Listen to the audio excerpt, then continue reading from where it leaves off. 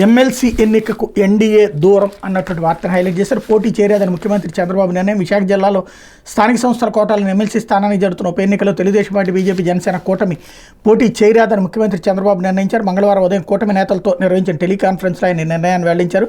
పోటీ చేస్తే గెలవడం పెద్ద కష్టం కాదని, అయినా హుందా రాజకీయాలు చేద్దామని ఆయన పేర్కొన్నారు. చంద్రబాబు అత్యంత హుందాగా రాజనీతిజ్ఞుడిగా వ్యవహరించారని కూటమి నేతలు కొనియాడారు. అప్పట్లో స్థానిక సంస్థల ఎన్నికలు వైకాపా ప్రభుత్వం పెద్ద ఎత్తున అక్రమాలకు పాల్పడడంతో తెలుగుదేశం పార్టీ పోటీకి దూరంగా ఉంది. రాష్ట్రంలో అధికార మార్పిడి తర్వాత స్థానిక సంస్థల ప్రజాప్రతినిధులు పెద్ద సంఖ్యలో కూటమి వైపు వచ్చారు. అయినా కూడా ఎమ్మెల్సీ ఎన్నికల్లో పోటీ చేరేదని చంద్రబాబు నిర్ణయించారు. ఎన్నికల్లో గెలవడం కంటే ప్రజల అభిప్రాయాలు, విలువలు ముఖ్యమని కూటమి నేతలకు ఆయన స్పష్టం చేశారు. రాష్ట్ర పునర్నిర్మాణం, అన్ని వర్గాల అభివృద్ధి ప్రభుత్వం ముందున్న లక్ష్యాలని తెలిపారు.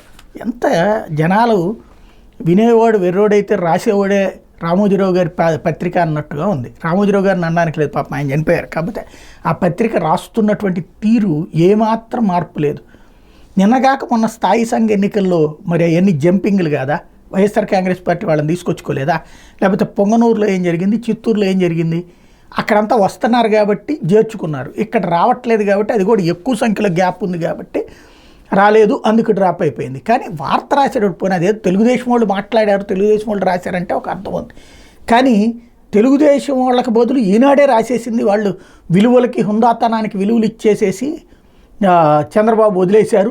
గతంలో అయితే వాళ్ళు అవకతవకలు చేశారు. గతంలో కూడా స్థానిక సంస్థల ఎమ్మెల్సీ వాళ్ళకే గెలిచి అక్కడ కూడా అప్పుడు మరి ఓడగొట్టినప్పుడు విలువలు తెలియలేదా?